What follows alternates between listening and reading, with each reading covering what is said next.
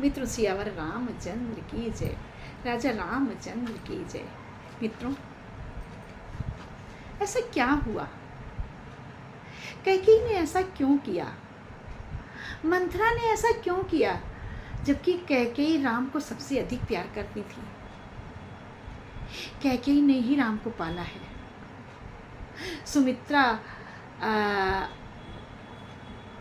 ने इतना योगदान नहीं दिया।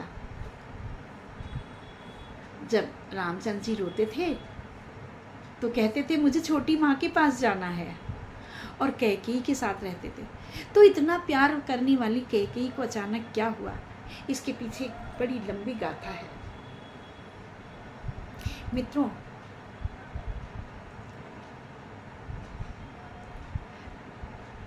जब राम ब्याह कर आ गए तो फिर से ऋषि मुनियों के आश्रम में राक्षसों ने आतंक फैला दिया। ऋषि मुनियों को असुरों ने तंग करना शुरू कर दिया। अनेक यातनाएं देने लगे, उनको मारने लगे, उनकी हत्या करने लगे। पृथ्वी पर भी तरह तरह के उत्पात मचाने लगे। ये देखकर पृथ्वी बहुत डर गई। सारे देवता, सारे ऋषि इकट्ठे होकर के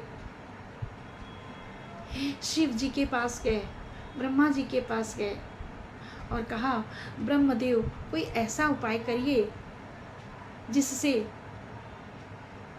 प्रभु फिर से वनवास जाएं और इन आतताइयों से हमारी रक्षा करें। मैंने पहले बताया था कि 2 लोक में राजा दशरथ जाया करते थे। सभा आयोजित हुई जहां पर तीनों माताओं को आमंत्रित किया गया और तीनों माताओं से पृथ्वी ने हाथ जोड़ करके प्रार्थना की कि मुझे इन आतताइयों से बचाइए, आप राम को वन भेजें। कौशल्या रोने लगी।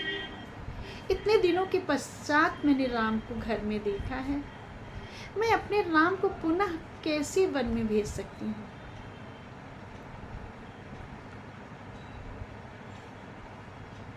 सुमित्रा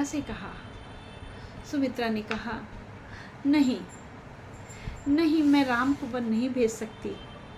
राम के बन जाने से तो कौशल्या जी ऐसे ही अपने प्राणों को त्याग कर देंगी। मैं ऐसा पाप अपने सिर पर नहीं ले सकती हूँ। तत्पश्चात पृथ्वी ने कैकेयी से कहा, कैकेयी, अब मेरी आस सिर्फ तुमसे है, तुम ही ये काम कर सकती हो। मैं जानती हूँ राम तुम्हें बहुत प्रिय है, लेकिन इतने सारे ऋषि मुनियों के प्राणों की रक्षा के हेतु आपको ये कार्य करना पड़ेगा। कैकेयी स्तब्ध रह जाती है, बड़ी असमंजस की स्थिति में पड़ी हुई है। क्या करें? एक तरफ ऋषियों के प्राणों की रक्षा है, एक तरफ दूसरी तरफ मेरा प्राणाधार श्री राम है। राम मेरे प्राण के आधार हैं, मैं कैसे कर सकती हूँ ये कार्य?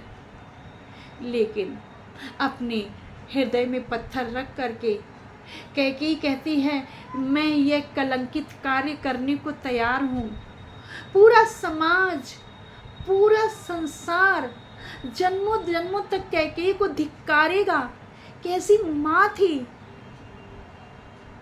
जिसने ऐसे शुभ अवसर पर रंग में भंग डाल दिया। राम को, सीता को आए हुए कुछ काल ही हुआ वनवास भेज दिया। जिसने कभी जिंदगी में पैरों पे, जमीन पे पैर नहीं रखे पृथ्वी पर, उसे, हाँ, मैं तैयार हूँ, मैं करूँगी, मैं ऋषियों मुनियों की रक्षा के लिए ये कार्य करूँगी। और कैकेयी ने जब हाँ कह दिया ये सब उस समय हो रहा था, योग माया का जाल बिछाया गया था। प्रभु श्री हरि विष्णु ने योग माया फैलाई थी और योग माया ने ये सारा कार्य किया था। इन लोगों को कुछ भी पता नहीं है, योग माया के वशीभूत हैं। तो उसी समय ये सब काम हुआ और कैकेयी ने हाँ कह दिया। लेकिन ये कार्य कैकेयी से करवाएगा कौन? इस कार्य को करवाने के लिए माध्यम कैकेयी की एक चेरी बनाई गई, दासी। कौन? मंथरा, जिससे कैकेयी सबसे ज़्यादा प्यार करती थी। मायके से आई थी, मायके के लोग बहुत प्रिय होते हैं, इसलिए सारी जो कहानी बनाई गई थी उसका सारा सार कैकेयी की दासी मंथरा पर डाल दिया गया। मित्रों, अब देखते हैं आगे क्या होता है। बड़ी उत्कंठा है जानने की आप सभी को। आइए जानते हैं अपने अगले वीडियो में। बने रहिएगा मेरे साथ। बोलो सियावर रामचंद्र की जय।